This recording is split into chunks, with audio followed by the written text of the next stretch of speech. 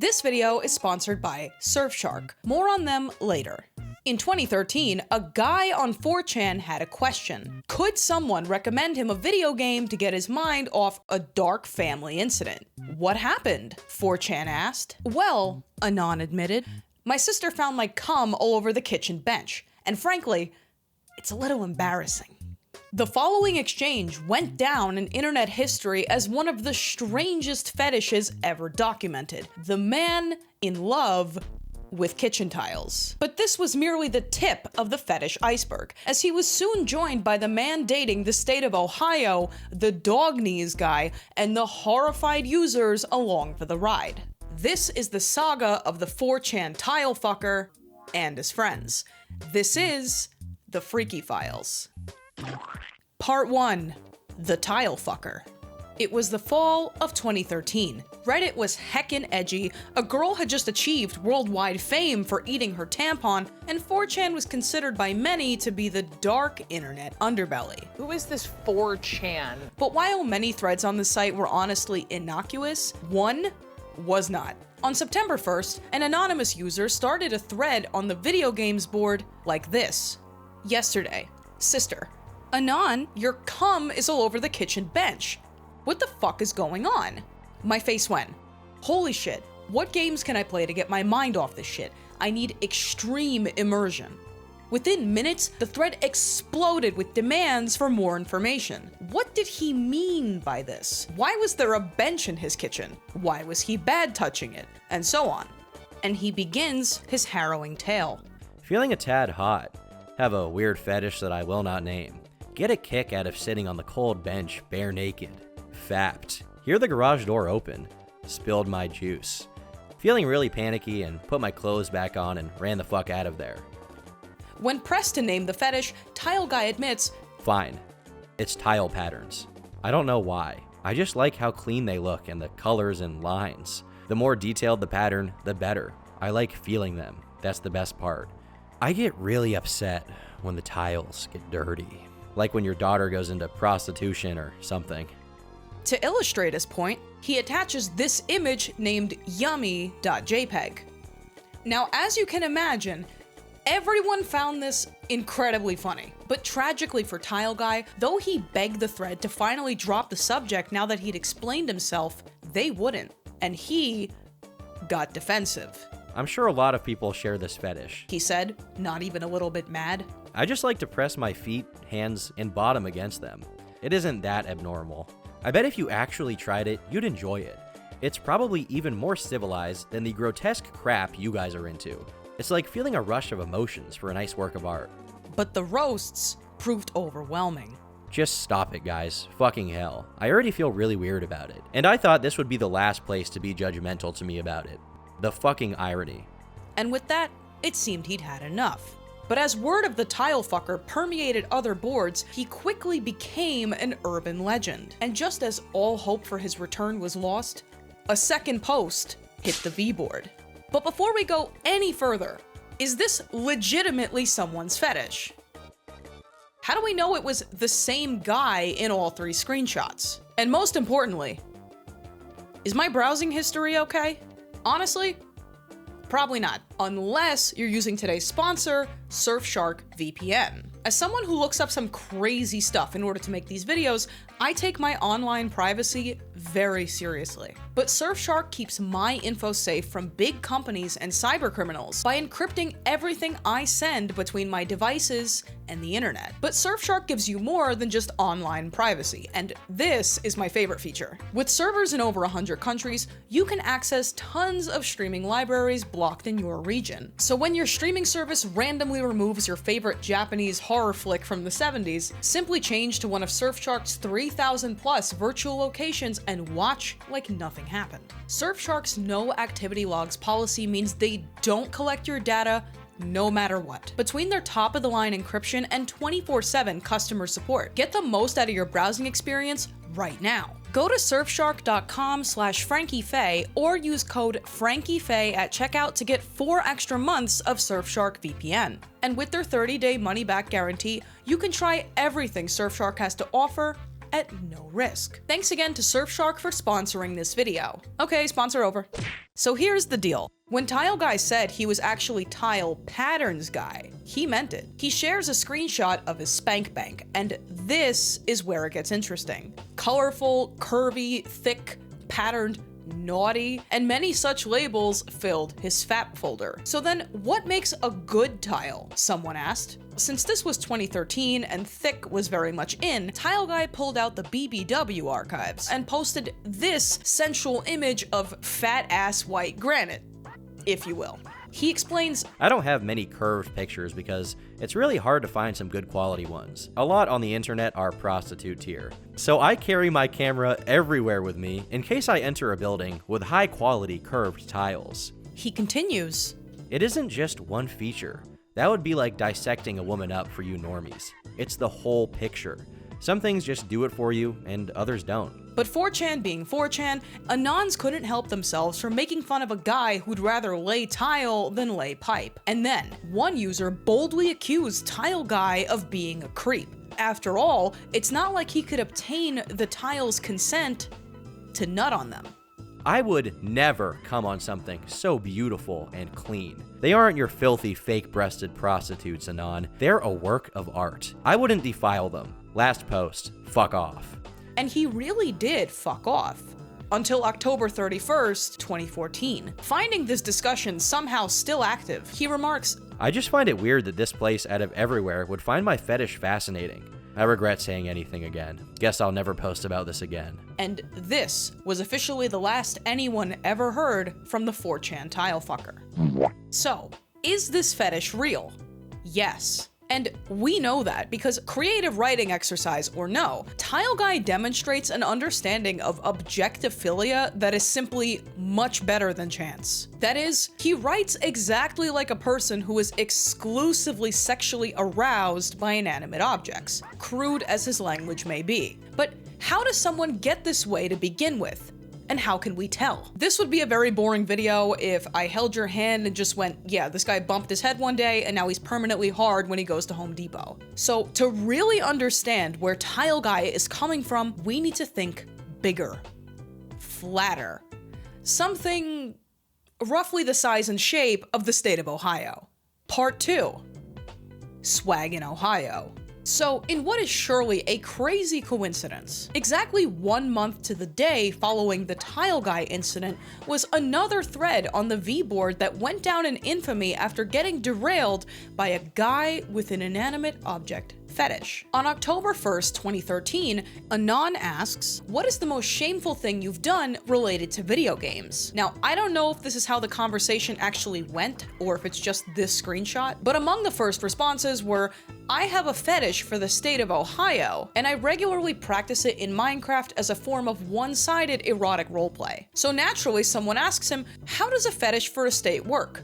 I'm curious because I'm from Ohio. From here, threadgoers began prodding Ohio Guy into giving more and more detail. And just like Tile Guy, Ohio Guy insists it's actually not that weird and it's easy to get off to this sort of thing. He admits it has to do with geology and transmission/fault lining. That's all I'm gonna say. But sensing an impending tile fucker event, one Anon refused to let this go to waste, threatening to use the powers of 4chan to send an earthquake to Ohio Guy's house if he didn't elaborate. And so, Ohio Guy begins his origin story. My father was very much into hunting his whole life.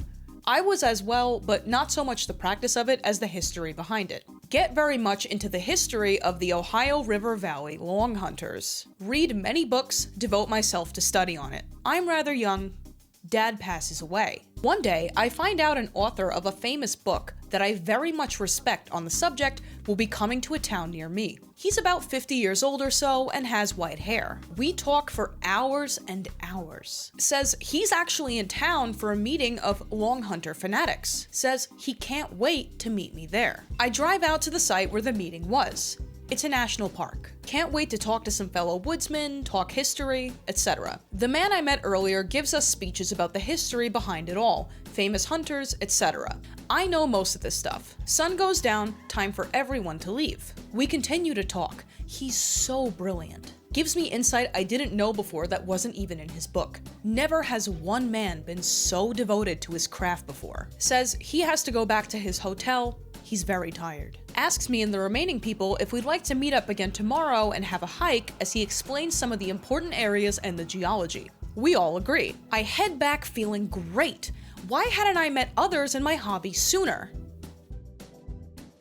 Drive back the next day. Meet up in the same spot. We begin our hike. He tells us tales of his hunting. He grew up on a Native American reserve in Nevada, or was it Arizona, apparently. His father was a long hunter descendant, somehow. Talks about how his father taught him to get into the hobby. Tells us about how his father was a raging alcoholic, and more often than not, he'd beat him as soon as teach him. It's very tragic and touching, not a dry eye in the hike. He goes on about how near this site was like the focal point of the spirit of the Ohio River Valley or something.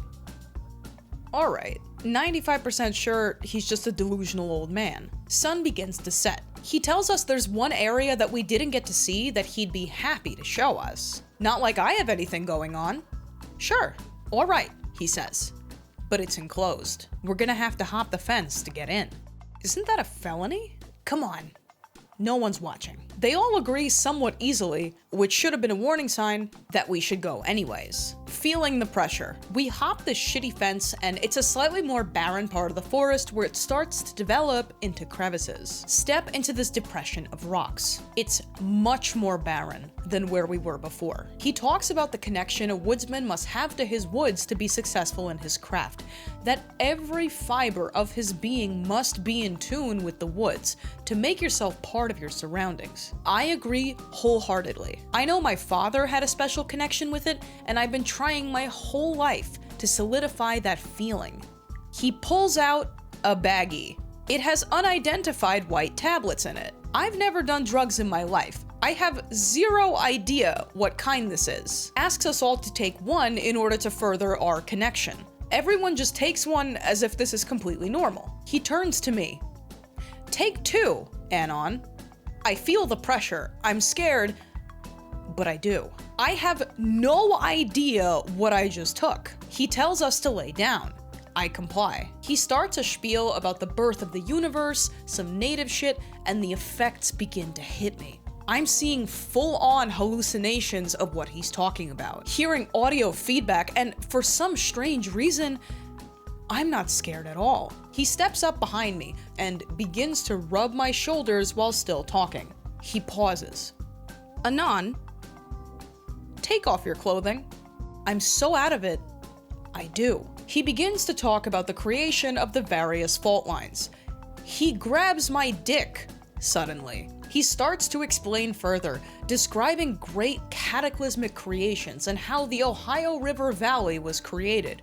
As he started to come to the end of the story, so do I. All over his deerskin tunic. Never in my life have I felt such a spiritual connection to anything than I did in that moment. To the wilderness, Ohio, and the Ohio River Valley. So to make a very long story short, Ohio guy was drugged and molested by a creepy old man in the middle of nowhere. And he concludes this baffling account with an admission that although he was invited on another such hike, he hasn't responded to that invite for several months now. He says that, to this day, it's not the actions of the creepy old man that so arouse him, rather the memory of the spiritual experience he felt that night. Okay, so here we have two wildly different case studies, as far as you can call a green text a case study, of men professing their sexual attraction to inanimate objects. So what do Tile Fucker and Ohio Guy have in common? Well, both call it a fetish, Both have an elaborate backstory as to how that is. Both have an incredible Deadwing Dork narration about them, linked below. Both happened to post highly implausible fetish stories to the V-board in the same 1-month period in 2013, and both erected some sort of digital shrine to their object. One just happens to be into photography, while the other recreated his object in Minecraft. And it's this type of collecting behavior that is a key feature of objectophilia. So how does this fetish work? So first off, huge disclaimer. Although both of our guys refer to this as a fetish, objectophilia is considered a distinct sexual orientation, although it's very poorly understood. In any case, objectophilia, or objectum sexuality, refers to people, objectophiles, who develop deep emotional or romantic attractions to and have relationships with specific inanimate objects. He's just so noble, so proud, so strong. I not only love him for his sexual attraction, I mean, we're not talking about fetish here. I love him as a mate. And sometimes the relationships are completely non-sexual. You may be familiar with the story of the woman who married the Berlin Wall, Aya-Rita Berliner Mauer, whose last name directly translates to Berlin Wall, officially married the structure when she was 18 in 1979. When asked to explain her attraction, she says she has a full and loving relationship with the wall, although presumably communication is sometimes difficult. She explained that she found, quote, slim things with horizontal lines very sexy. The Great Wall of China is attractive, she says, but he's too thick. My husband is sexier.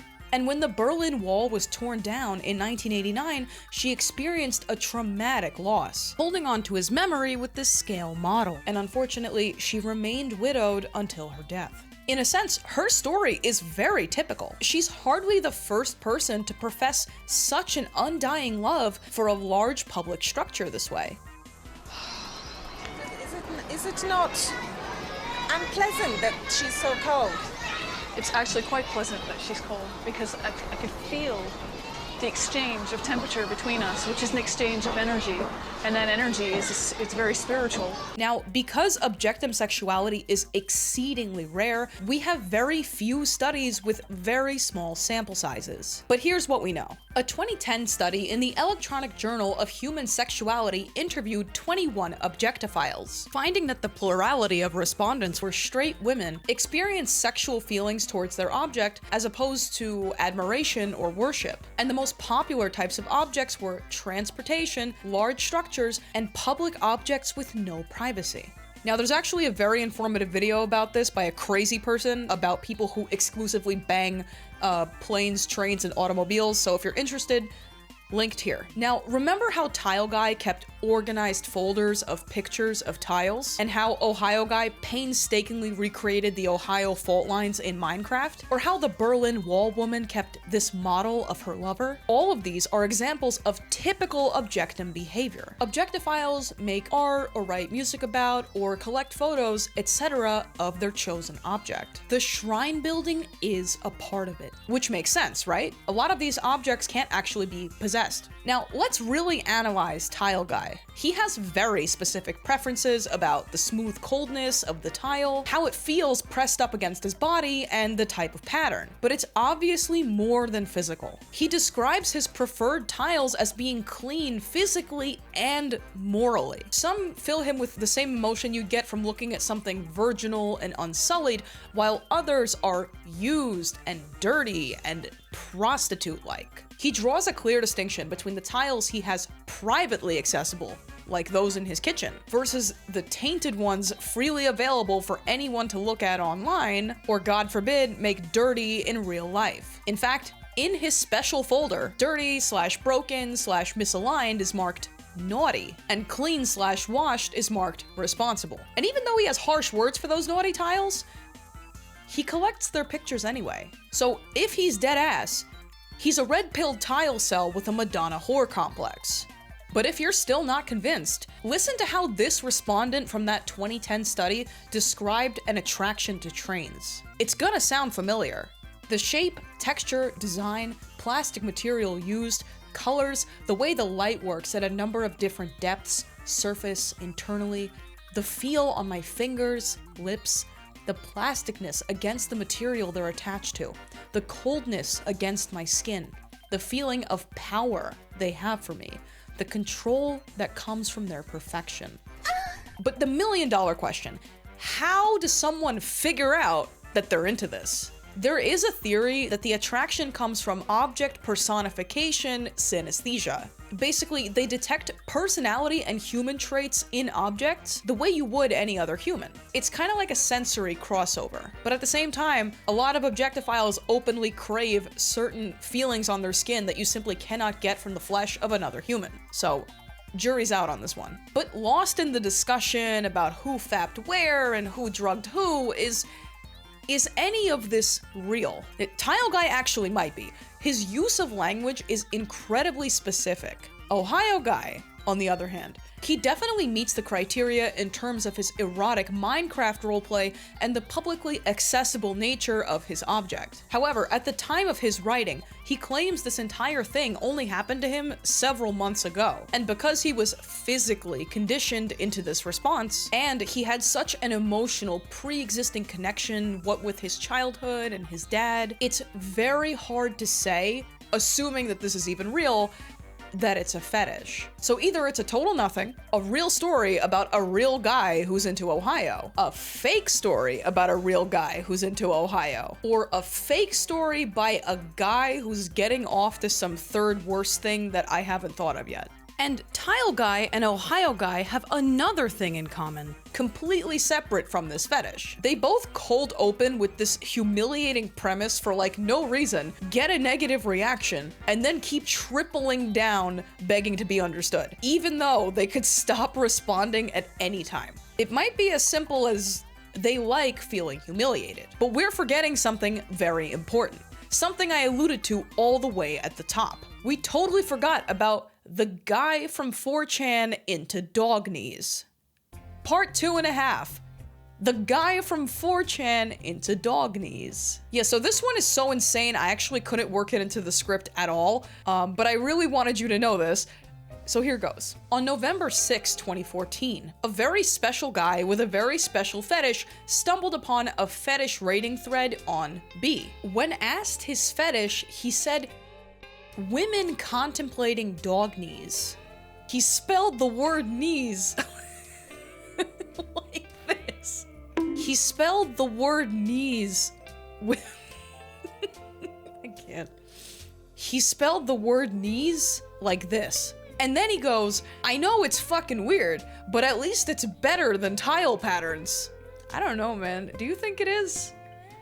Do you think so? And it plays out exactly like you'd expect. He says he can't be the only one. He says it's not even that weird, you guys. And then he tells a story so obscene, I literally can't repeat like 80% of it on YouTube. But here's what I can tell you. Be me. Own a 100-pound yellow lab horse, painting him to be an American flag. He's chill with it at first, but is getting restless. Almost done painting him.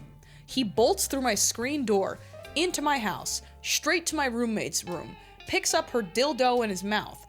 Why the dildo's out in the open, I have no idea. From here, he says a brand new sentence that would get this entire channel deleted, and claims that from that day forward, he associated the concepts of his roommate, her private activities, his slobbering dog, and how knees work. He finishes by attaching a photo of this alleged dog with the caption, "What is weird is I am such a normal member of society and I jerk off to women contemplating dog knees."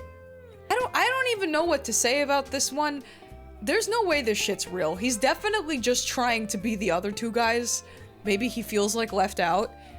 I don't think it's real, and I think he's lying about being a member of society. But since this one is so obscure and had like an incidental crossover with the tile guy, I would be remiss not to mention it. But honestly, whether it's gooning to Ohio, admiring dog knees, or rubbing yourself all over bench tiles, nothing good ever comes from thinking with your cock. This has been The Freaky Files. Thanks again to Surfshark for sponsoring this video. Go to surfshark.com/FrankieFay or use code FrankieFay at checkout to get 4 extra months of Surfshark VPN. Thank you, as always, to the patron cells for keeping the dream alive. For extended cuts, blooper reels, assets that I make for these videos, all the behind-the-scenes stuff, please consider subscribing to Patreon.